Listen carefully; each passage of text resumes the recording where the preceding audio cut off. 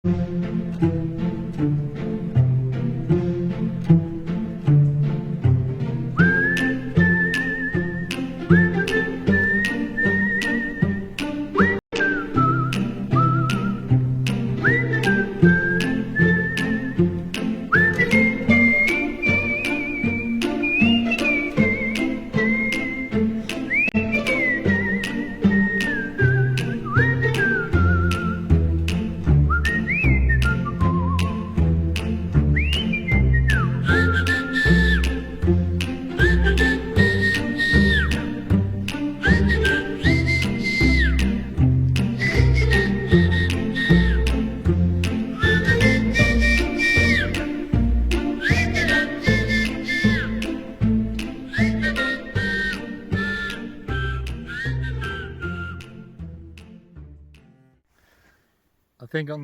think we'll give a rundown of the AAV Global Explorer. Been promising that for a while and haven't done it. Today's the day. Magnificent sunny day here in the Mallee. Okay, we'll start from the back. So we've got two spare 37-inch tyres. We've got the crane here to lift them. This lifts up, and you put the rope around the tyres, and it just lifts the tyres and lowers them down, because it'd be pretty hard to lift them up that height with my strength anyway. You've got cameras up the top there. We've got a camera down here to operate it. We've got a 20 underneath. If you have a look underneath, Mrs. Camera, you can see a 20-pound Sabo winch. So we've got one on the back and one on the front. So that's a 20-pound winch. So we just used that the other day to pull someone out of a bog on the road. I've managed from Kaon in Brisbane. I've got a plate. I've made it up to suit, because a lot of their gadgets only fitted, like Land Cruiser tyres and that, not 37-inch tyres, but I've built it out. So I've got the max track, so I can put it on the back. I didn't want to put it on the roof, because in my age I didn't want to be climbing roofs. So behind the shovels, I've managed to put on a quick release thing for the shovels. So you can just release it here to get the shovel out quickly, like so. So that's to hide the shovel there. And then on this side, so as you can see, the back wheel is a long way down. We had to dig it into the hill. So if you go back here, you can see we're on a slope of a hill. So we had to dig in to get the vehicle ready, level to sleep. But it's made things a lot lower. So on this side, this is what we call our tool room. So because of this huge tunnel that went across, I think it was nearly 2 meters. I didn't want to reach into there, so we went to on-the-go RV accessories at Cows in Phillip Island, and got this tunnel drawer made up. And this blue box we got from Total Tools. And so this is all. I've got my drills, my big socket sets for undoing the back of the tyres, various things like that. I've got the I don't know what that one is. So I've got the tyre gauges and things, glues, electricals, all my socket sets and things, so on and so on. All my spanners, little bolts, more spanners, then all my ropes and pegs. And then at the back here we've got our wash machine and various things like that. Sound a bit rough. So that looks a bit excessive, but it works well.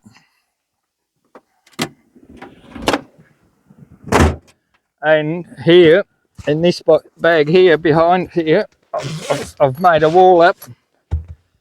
Made that wall up there, and I've got a bag from, where it was, Kings or wherever, and it's all our recovery gear. The big tow ropes and things, snatch and wraps, and I can fit all that in there.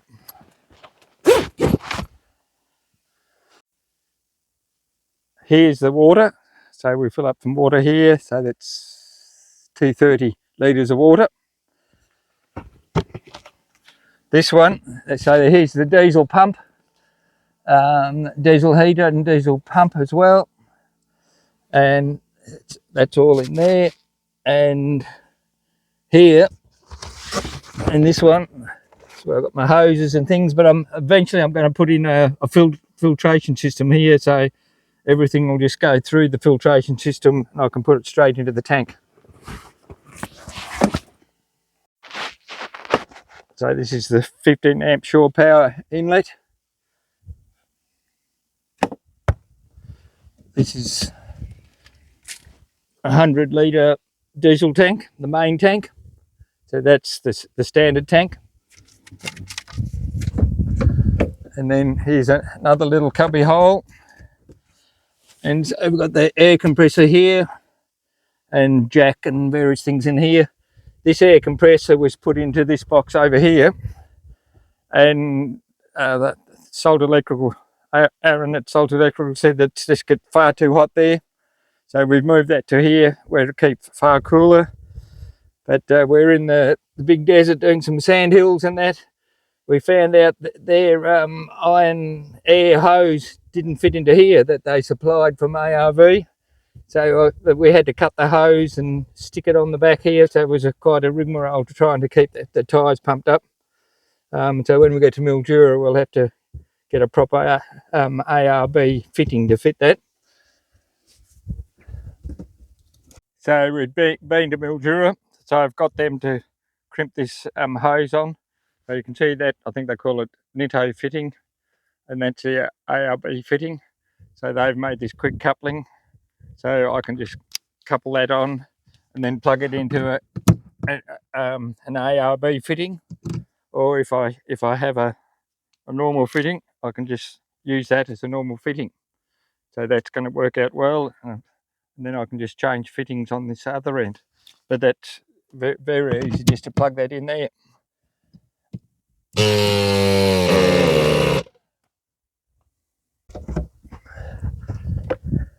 What's this one? Yeah, so this one here is the external shower. So you can see it's got a bayonet fitting there. Just put that in, and that's it. That's how it works. So one day I'll probably put a shower screen up, and when the weather's right, we can shower outside. Nothing. What is that one? Yeah, so here's a 3000 watt inverter from Victron Multiplus, and then you have your Multiplus for the solar panels, your DC chargers, all your fuses, all set out there. So that's kind of the brains of the whole operation.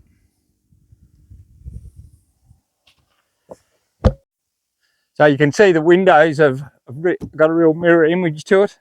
That's not standard. We went to Tint Fix, I think it's called, in Ringwood, and they put because they're polycarbonated windows, so that special tint, it's done on the outside, and protects the windows from getting scratched. And if the windows are already scratched, which they were, it repaired it, and it actually worked.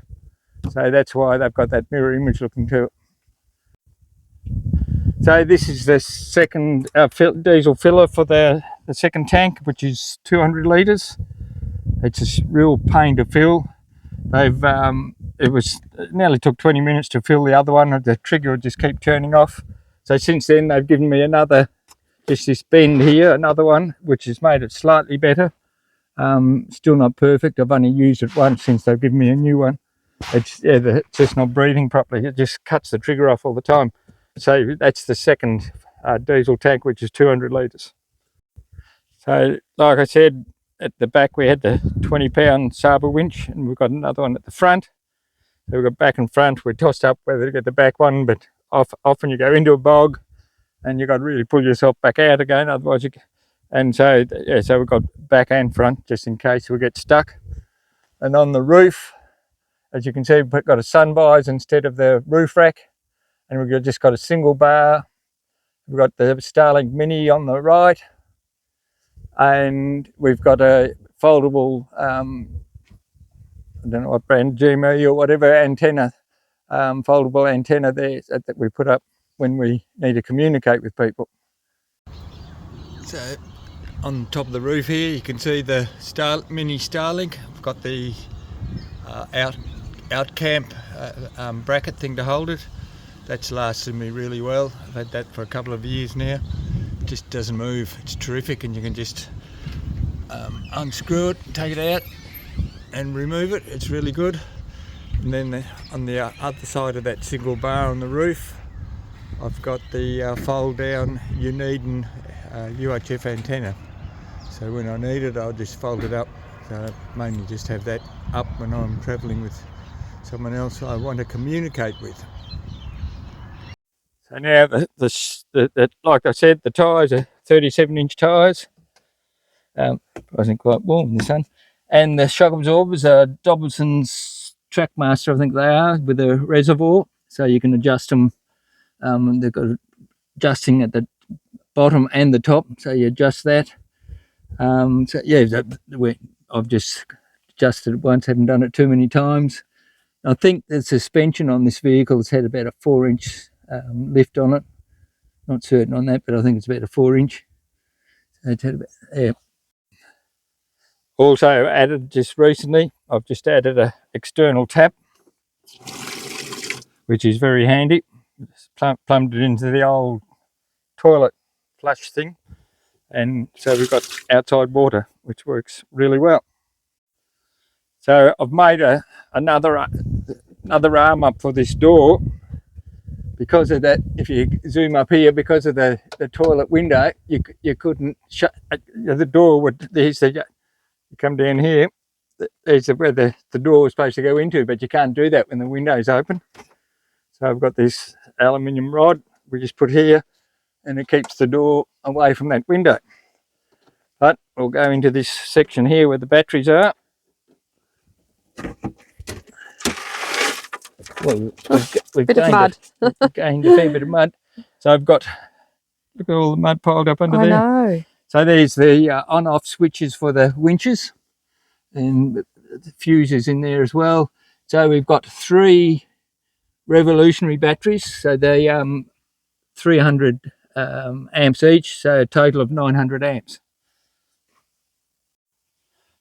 Here's another storage. Just keep our mats and things in there at the moment. Got so much storage. It's very handy to have all the storage. Another lot here. So I've got my drone cameras, exercise gear when I'm supposed to get around to doing it, coats and things at the back. And then this one is huge. This one in here goes back, and we've got all our shoes and boots in there. And then this one is the other end of that tunnel door where you saw the toolbox.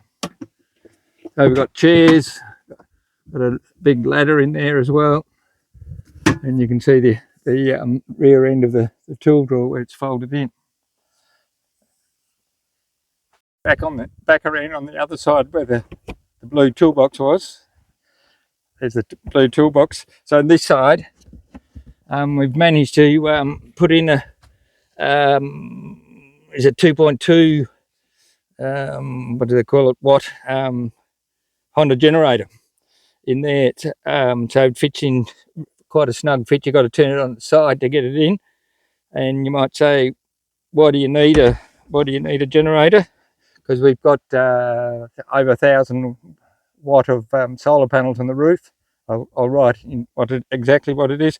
But last 7 days before today, we just had cloud and rain the whole time, and even with all that, we wasn't getting any charge. So for about an hour, we just ran the generator and it brought things back up to 90%. So on top, you can see the arrangement of the solar panels and the air conditioning unit. I think it was 1,020 or something. I'll have that displayed. But that's the solar panels. Very high to get up and clean though, but well set out. I've even got a gap on the right hand side there for another one if I want to. So you can see the awning that rolls out. What's the name now? Foyano or whatever they call it. Just a retractable awning. So I think now we'll go inside. So you can see here they've got a beautiful fold away mosquito net thing. Doorway, it works well. And just here is a little, we just put, well, it's meant to be a rubbish bin, but we put cleaning things in there. Yeah. So now Andrew's going to show us inside. So it's quite a comfortable bed. Now it is. Originally the mattress was way too hard. It was like a brick. Like sleeping on the floor. Yeah. So we actually, and it also was very, very tight. I couldn't even put my fingers down there to tuck in anything. So using an electric knife, you might have seen that on another video, we actually sliced off some of the foam so there's more space. Then we went and bought a topper. You can probably see if I lift up this sheet on the mattress. It might be a bit hard. So there's the topper. There's the topper on top of the mattress. Pure latex topper. And that's made it much more comfortable. It was way too hard. So now it's working okay. Right, so then we've got our pull-out table, which I think is wonderful. You can pull it out this far if you just want to have something there, or, you know, halfway, or you can actually pull it right the way there to have your meal. So we really like that. That works really, really well. Underneath, we have 2 drawers, and we usually use these for our clothing. In both of them, Lockie actually put in a partition so that one side's mine, got a bit more than my husband, and so that works out really, really well too.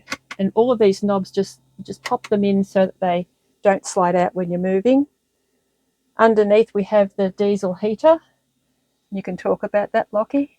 Yeah, so you got the diesel heater there. If you lift the cushion off, you just slightly lift it there. You can also get into your diesel to look at anything you want to in there as well. Why is it still going? The must be just winding down. Because it was on from the dishes. No wonder it's warm in here. Yeah. The seats are really quite comfortable. Basically a 1-person seat over there and a cosy 2-person seat here. Yep. We have 2 Sirocco fans, which are adjustable, and we use them in warmer weather. We've got lots and lots of cabinets up the top and 2 reading lights at the back. This one here, it's our first aid kit. So it's just quick and easy to get. And I can show something that we changed up the back here. So we put in some more power outlets there. Yeah, which is very handy. I've got my laptop and tablet there getting charged at the moment, and then the same thing on this side. You can see we had that there, and we're just using that. We're just using that continually, like at night time, or it's like a bedside table. We put all our stuff just up behind our head there, but it's just getting used all the time. And probably 2 of these I've actually used as extra food pantry items. I've just put some containers in there so things aren't rocking around too much. Here's the other fan. So they're just sort of extra bits of food. I'm finding that I need that space for there. And you could try the windows. The window blinds. Okay, so we can have the blinds up, or we can have the mosquito net down. We are finding around the corner at the top bit there, it's really weeping.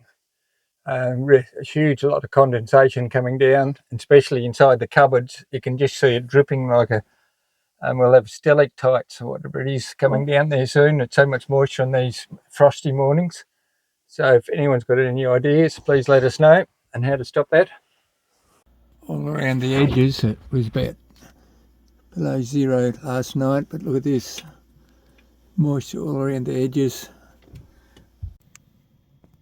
You can see more moisture there in our medicine cabinet.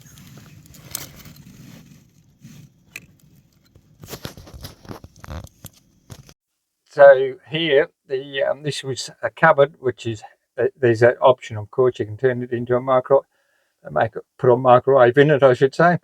So we've put in a flat top microwave, so it has no plate, so nothing breaks. So we've put it in there, and I've put it on a slide thing because you'd waste a lot of space behind it, and I've managed to put toilet paper and papers and things behind it. That works well. I'll come on the other side. Bushman 190 litre fridge. And there's a little catch here so that when you're travelling, these doors won't come open, but they've never actually come open. And the freezer is like so big. Got the door space and all this food, and it works really, really well. Nothing's a problem there.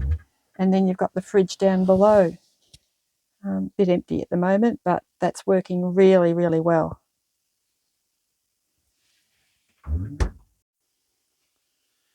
Okay. The sink. So we've got a decent sized sink. I've just actually put a $2 Kmart rubber mat down there. I thought that was already there. You got that? No, I got that.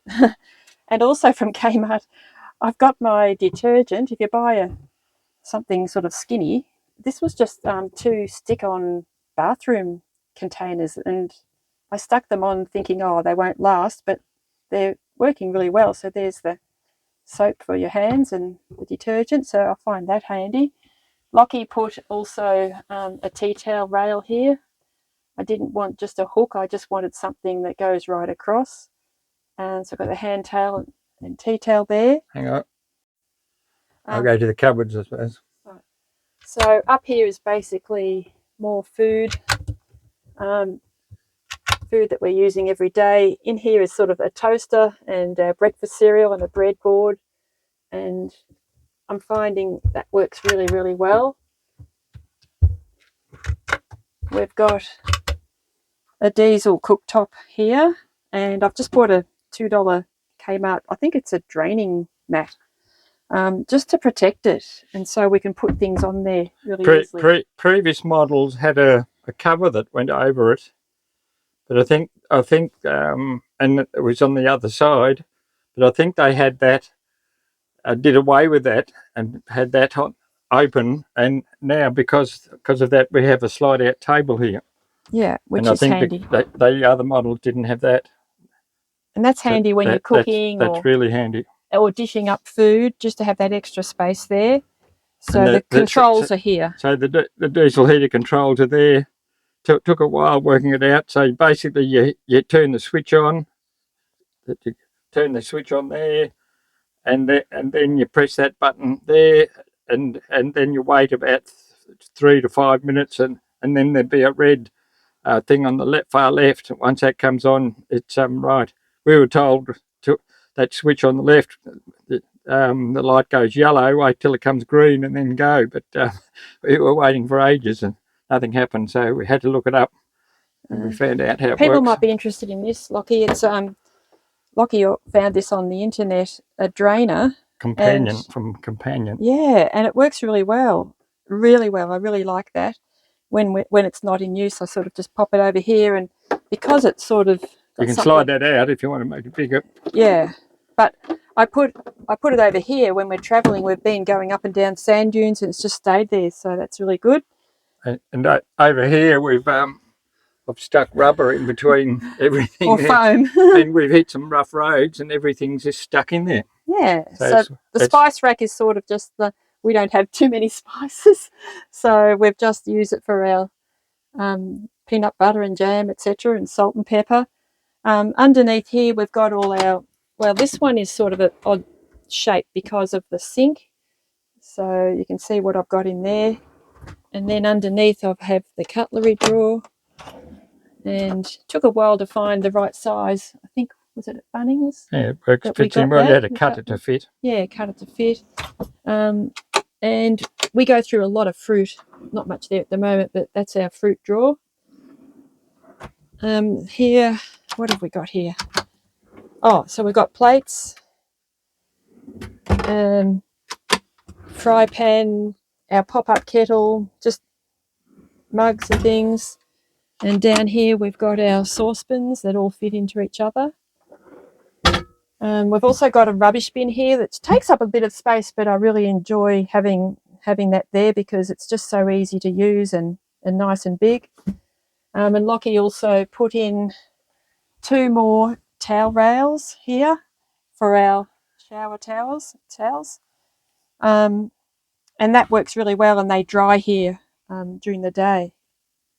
So the tap here, you've got on this side, you've got your normal hot water system, and then this side is a drinking one. And if you look closely, I don't know whether you pick it up. You can see the drip there, but there's kind of a plastic tube coming through that.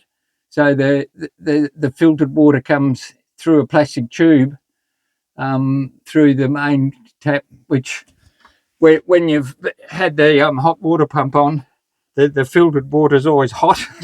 I think it'd be far better just having a separate filtered water tap separate away from that, because as it comes through there, it's getting hot. So I don't really like the way it's getting. So there was a door that that comes with the van to block this off. However, when you opened it, it sort of stuck out here where the kitchen area is.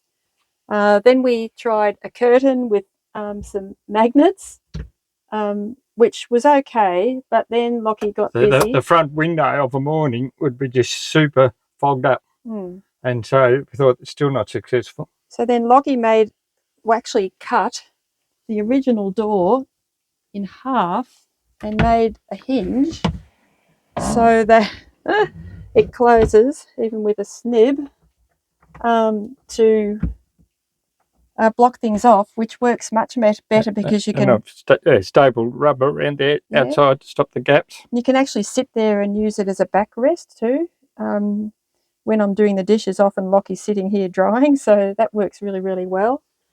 And the other thing that we've found to stop the noise in the front when we're driving, we actually, if you put this rug here, because that's the billows between the cabin and the module, and you've got to undo that before you tilt the cabin forward. That's only a thin bit of rubber, so it makes a bit of a noise. So we found with our spare blanket, which we might use if it's cold or whatever, we just put that there, and that just dulled the sound, didn't it? Yeah. I've also come up here. I've got this. I think it was about $23 off Amazon. I'll put it on first. So it was because it was kind of a dark area here, even though there's a light under here. Yeah. It still casts a shade here, but this one you can just take it off like that, and it sticks back on again, and that works. But we take it off when we're travelling. So welcome to our bathroom. So bit squeezy, but you can see there is enough space, and we'll talk about the toilet in a moment. But you have a shower hose that can be up here, or just wash yourself off there. A hand basin with hot and cold water, soap dish here, and toilet roll and a cabinet here where you can store different things. Exhaust fan. On the top you can sort of wind that down, up, and then you can put on a fan. Got the touch light here too, and little window. Now the toilet is terrific, but when we have a shower, so it's a Glensana toilet. We remove the threadfoot toilet, and because we got sick of the what do you call it? The canister, the going to dump points, and so this one doesn't have it all just goes into a bag, and that once you've done your business, it welds it into a bag. The button and welds it, and then cuts it when needs to be, and then there's a canister down the bottom. We never have to worry about trying to find dump points. But we've found that if you turn the toilet round to that angle, so because we've got a shower curtain as well there. There's more space for your shower. Doesn't get the toilet wet. Yeah. So it works well. Good. So there's the air conditioning unit. There's the air conditioner on the roof. And then we just storage things there, pockets there on the side, places to hang things. And then I've stuck temperature gauge up there. So the fridge, at the moment we've had it open, but still -20 and 5 degrees. And so it's got a Gerbo screen, and it tells you at the moment it's 271 watts coming in, and if you swipe it, and there's the water at 72%. I mean, you can keep swiping, going to heaps of things, and it'll tell you what's going on. And here's all your switches for outside. Lot of these switches I would have preferred just a proper switch instead of this a press button, because you press it, you don't know whether you pressed it on or off or whatever. Especially outside lights, when you've got the blinds up, you don't know whether they're on or off. So really just a proper switch would be better than these press button switches. But this Gerbo screen, this is where we had massive problems, and it's taken us quite a few weeks. Had to cancel a trip or two because we couldn't get the electrics right. The settings and various things were just way out, and we went to our Salt Electricals, and they managed to get things rolling, and it's working really well at the moment. So here's another thing they sent us. I think it's a bit useless, really. Oh, it's pretty.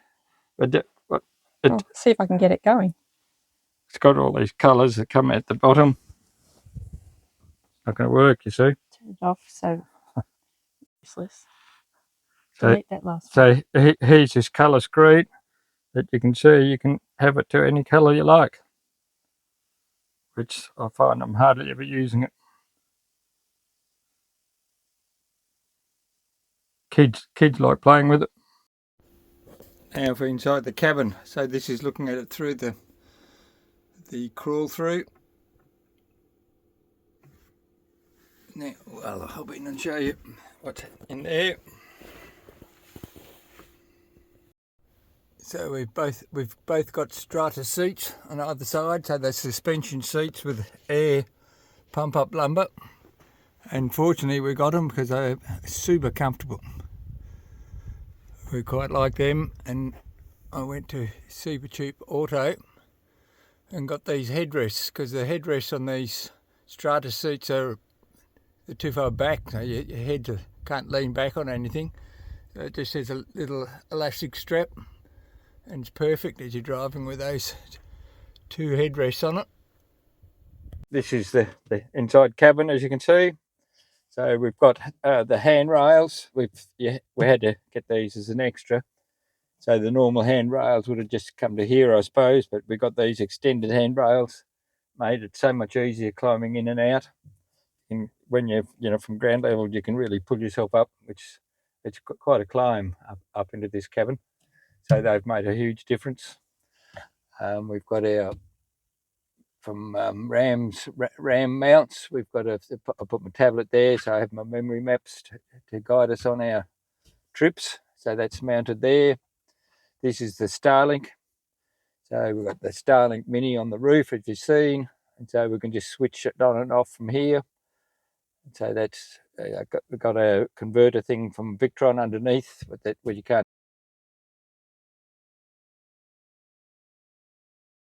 see, but that's wide up all the time.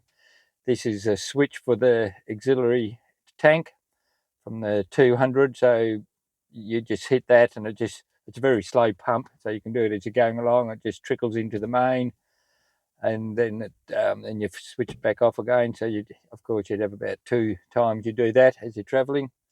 We probably get over 1,000 kilometers to the tanks by the time we switch them across.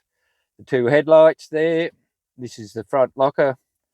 So you just press that in to get the front locker going, and the rear is a limited slip diff for the rear, which is that's a permanent fixture for Fuso Canters.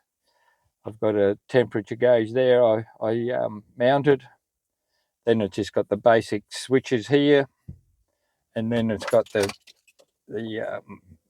multimedia screen here, which for an old-fashioned vehicle, it's not too bad. We can play our storybooks through our laptops through there, which come through the speakers. So no, it works pretty well. It's got your sat nav, you can go through there. Your media, you can hit your cam thing here, and it goes through to the back, so you can see cars behind you. So that all works well. And then you've got your 4-wheel drive controls here, but you've got your heated mirror switches and that here. So it's got your heated mirrors, got cruise control. That was an extra thing, wasn't standard on this model, but they've got a cruise control here. The AAV tire pressure monitoring system here. Up here is the auxiliary fuel tank gauge, which seems to go all over the place. Sometimes it'll be showing full, other times it'll be a quarter. This is when it's full. It never seems to keep a constant thing. It varies quite a bit. I'll have to ask them why that is. And here we've got our Eden UHF radio to communicate. We'll mainly use that when we're travelling. And then here's the GPS system. I don't know whether you can. I'll see if we can zoom in on that. And it gives like a surround sound, not sound, surround visual of vehicles around you. So that's quite handy. There we go. Locking in now. You can see it there. Then it'll just do a complete circle around of the vehicles. It's like a drone above us when it does it. And of course, then when you're traveling, it shows you what's on either side. Yes, of course, it's a 5-speed manual. I would have preferred an automatic, but this model doesn't come in an automatic. So it's a 5-speed manual with like I said before, with a high-low range, and you've got to lock your diffs in, like you've seen in previous videos. So in the middle section here, this is a extra that AAV put in. Is a huge storage box. So that's terrific, really. We just put so much stuff in here. Here's our survival kit we have here for when we're traveling, but we find that it's terrific. So it's got a heap of storage there. Of course, the seats with the armrests, super comfortable to drive. We just find you kind of a morning you get a bit excited to jump in the seat and tear off again in it. So whether that's just because it's new, but we're really enjoying travelling around in this. So you can see the billows in between the cabin. You've got to get inside and unscrew the brackets holding that billows to the module. So you can see the screws you've got to undo here, around the side and up at the top. Somewhere, anyway, it's up there. They've got to be unscrewed, and then you've got to unscrew unbolt the rhubar, tilt it forward, and then of course this is where you lever it and tilt the cabin forward, and all that. If you want to just check the oils, it's a big process just to check the oil. And you can see the diff breathers and various breathers there. When we're all in a better place, when we're all in a better place, if the wind blows free from the treetops to the ocean. Why can't we be in a better place?